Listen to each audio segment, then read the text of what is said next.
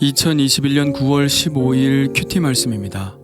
시편 22편 1절로 11절입니다. 내 하나님이여, 내 하나님이여, 어찌 나를 버리셨나이까?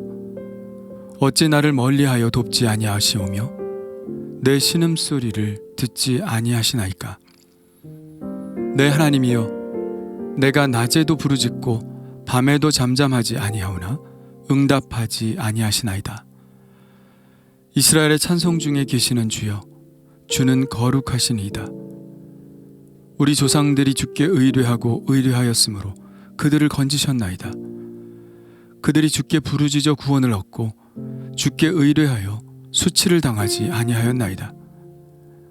나는 벌레요, 사람이 아니라 사람의 비방거리요, 백성의 조롱거리니이다.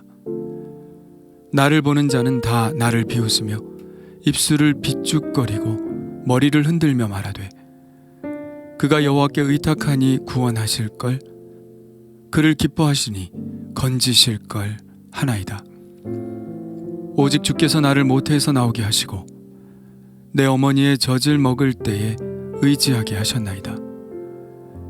내가 날 때부터 주께 맡긴 바 되었고 모태에서 나올 때부터 주는 나의 하나님이 되셨나이다. 나를 멀리하지 마옵소서. 환난이 가까우나 도울 자 없나이다. 아멘. 교회를 어느 정도 다닌 사람들은 오늘의 시편이 누구를 가리키고 있는지 금방 연상이 될 것입니다. 그러나 이 시편은 우리가 알고 있는 그분만을 위한 시편은 아닙니다. 고난을 겪고 있는 모든 사람을 위한 시편이죠. 고난을 당할 때 우리는 하나님께 부르짖습니다. 아무도 나를 돕는 사람이 없을 때, 아니 서로 도와주고 싶은 사람이 있다 하더라도 그 사람의 능력 바뀔 때 우리는 하나님께 애원합니다. 그런데 하나님께 부르짖고 애원해도 하나님이 나의 이 고난의 상황을 바꾸시지 않을 때 우리는 완전히 버림받은 느낌을 받습니다. 사람이 나를 외면하는 것도 괴로운데 하나님마저 나를 외면하신다는 생각이 들 때면 정말 견디기 힘듭니다. 마지막 의지까지 허물어지는 느낌을 받죠. 오늘의 이 시가 그런 우리의 마음을 대변하고 있습니다. 내 하나님이여, 내 하나님이여, 어찌 나를 버리셨나이까? 어찌 나를 멀리하여 돕지 아니하시오며 내 신음소리를 듣지 아니하시나이까? 내 하나님이여, 내가 낮에도 부르짖고 밤에도 잠잠하지 아니하오나 응답하지 아니하시나이다. 이런 심정 저만 느껴본 것은 아닐 것입니다. 나의 부르짖음에 전혀 응답이 없으신 경험, 우리 모두는 다 가지고 있죠. 욥도 이런 원망 섞인 기도를 하나님께 드렸습니다. 내가 어찌하면 하나님을 발견하고 그의 처소에 나아가랴. 거기서는 정직한 자가 그와 변론할 수 있은즉 내가 심판자에게서 영원히 벗어나리라. 그런데 내가 앞으로 가도 그가 아니 계시고 뒤로 가도 보이지 아니하시며 그가 왼쪽에서 일하시나 내가 만날 수 없고 그가 오른쪽으로 돌이키시나 배울 수 없구나. 아무리 하나님을 만나고 싶어 부르짖어도 만나주시지 않는 그 하나님께 원망 섞인 기도를 드리고 있죠. 동방의 의인이라는 욥도 이런 경험을 했다면 우리에게도 일어나는 일이겠죠.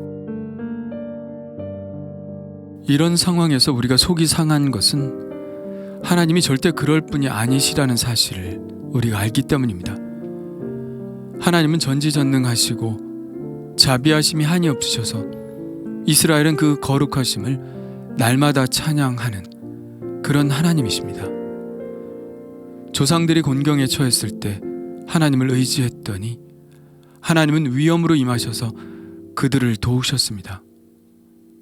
부르짖을 때 하나님이 도우셨고 그래서 모든 수치로부터 벗어났습니다. 그런데 그렇게 조상들을 도우셨던 하나님이 지금 어디 계십니까? 홍해를 가르셨던 하나님은 지금 어디 계십니까? 여리고를 무너뜨리신 하나님은 어디 계십니까? 300명으로 헤아릴 수 없는 미디안 군대를 쫓으신 그 하나님은 지금 무엇을 하고 계십니까? 이렇게 묻고 있는 것이죠. 우리도 그럴 때가 있죠. 성경에 나타난 수많은 기적들과 하나님의 도우심의 흔적들이, 그리고 많은 간증자들의 간증 안에 나타나신 그 하나님의 놀라우심이 왜 지금 나의 상황에서는 베풀어지지 않느냐는 답답함이 있죠. 성경 안에서는, 그리고 다른 사람들에게는 수치를 당하도록 내버려 두지 않으신 하나님께서 왜 나는 수치 가운데 그대로 내버려 두시는지 이해할 수 없을 때가 있죠. 사람들 앞에서 나의 모습이 얼마나 비참하고 수치스러운지. 나는 벌레요 사람이 아니라 사람의 비방거리요 백성의 조롱거리니이다. 나를 보는 자는 다 나를 비웃으며 입술을 비죽거리고 머리를 흔들며 말하되 그가 여호와께 의탁하니 구원하실걸, 그를 기뻐하시니 건지실걸 하나이다. 우리가 가장 참기 힘든 건 우리의 믿음이 이처럼 비웃음을 당할 때가 아닐까요? 하나님을 의뢰하는 나의 이 믿음이 그래도 끝까지 믿음의 끈을 놓지 않으려고 몸부림치는 나의 이 분투가 비웃음을 당하며 하나님마저도 너를 버리신 것이라고 말할 때, 혹 내 안에 일어날지도 모르는 그런 의심들을 억지로 누르고 눌러 놓았는데 그 약한 곳을 전곡으로 찔렸을 때 우리는 더 큰 상실에 빠지고 맙니다. 하나님, 왜 이런 조롱을 당하도록 저를 내버려 두십니까? 하나님, 왜 저로 인해 하나님의 이름마저 모욕을 당하도록 내버려 두십니까? 이렇게 하시는 이유가 무엇입니까? 이렇게 묻고 싶죠.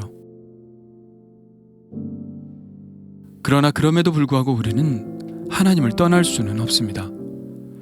그럼에도 불구하고 하나님을 의뢰하는 이 끈을 놓을 수는 없습니다. 그것은 우리가 믿는 하나님을 잘 알기 때문입니다.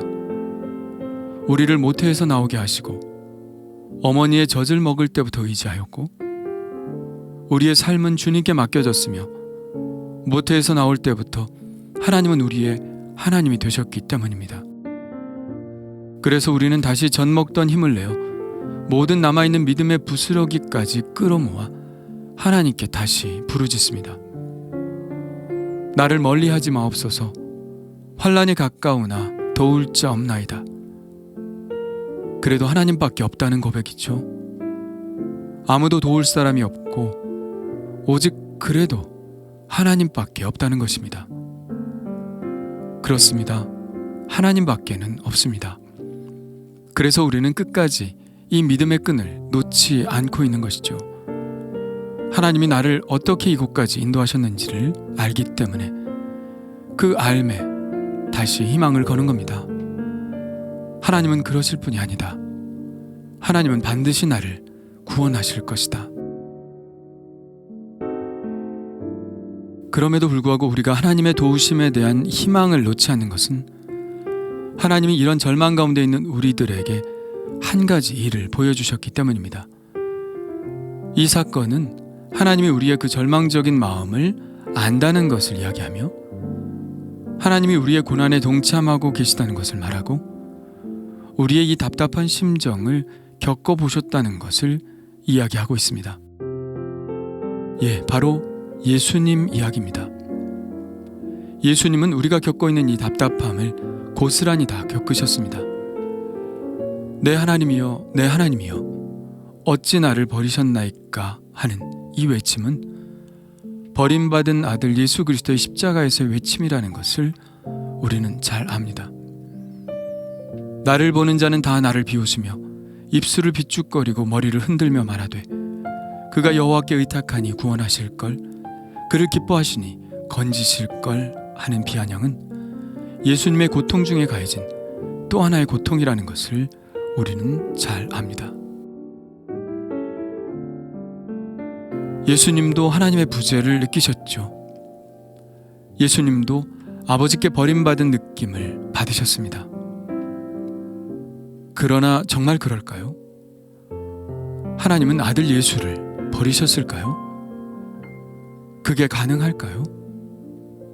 내가 아버지인데 아들이 죽어가는 것을 보면서 그를 외면하는 것이 과연 가능할까요? 가능하지 않습니다. 하나님은 그 골고다 언덕에 세 개의 십자가가 세워진 피비린내 나는 그 언덕에 계시지 않았을 것이라는 사실, 우리는 상상할 수 없죠. 아니, 더 깊이, 더 가까이, 더 충만하게 그 자리에 계셨습니다. 아버지니까 당연히 그러셨죠. 우리는 때로 하나님이 안 계신 것 같이 느껴질 때가 있죠. 고난을 받는 현장에 나 혼자만 그런 곤경을 겪고 있다고 생각할 때가 있습니다. 하나님이 지금 여기에 계시다면 이런 일이 일어나지 않을 것이라고 생각합니다. 글쎄요, 우리의 고난에 대해 왜 하나님이 직접 개입하시지 않느냐는 질문은 좀 어리석은 질문이 아닐까 생각합니다. 각자의 상황에 맞는 하나님의 뜻이 계실 테니까요. 그래서 하나님이 왜 그러시는지에 대한 모든 상황에 맞는 한 가지 대답은 없습니다. 그러나 우리가 분명히 아는 것은 우리가 그렇게 부르짖는 그 자리에 하나님은 계시다는 것입니다. 예수님의 십자가를 바라보며 참았던 눈물을 흘리셨던 하나님, 그 하나님은 지금 나의 고난의 현장에 함께 하십니다. 그러니 우리는 예수님이 그러셨던 것처럼 우리의 길을 계속 가는 것이죠. 부활의 새벽을 바라보며 그렇게 살고 그렇게 죽는 것이죠.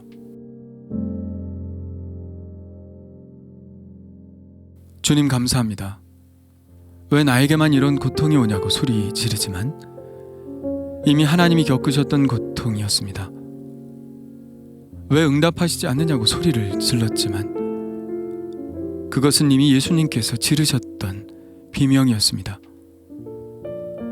그러나 거룩한 하나님, 우리의 찬송을 받으시기 합당하신 하나님은 우리를 언제까지나 이대로 내버려 두시지 않을 것을 믿습니다. 우리가 완전히 죽을 때, 완전히 포기할 때, 그리고 오직 주님만을 바라볼 때 주님은 우리를 다시 살리실 줄 믿습니다. 오 주님, 주님은 지금 여기에 나와 함께 계심을 믿습니다. 예수님의 이름으로 기도합니다. 아멘.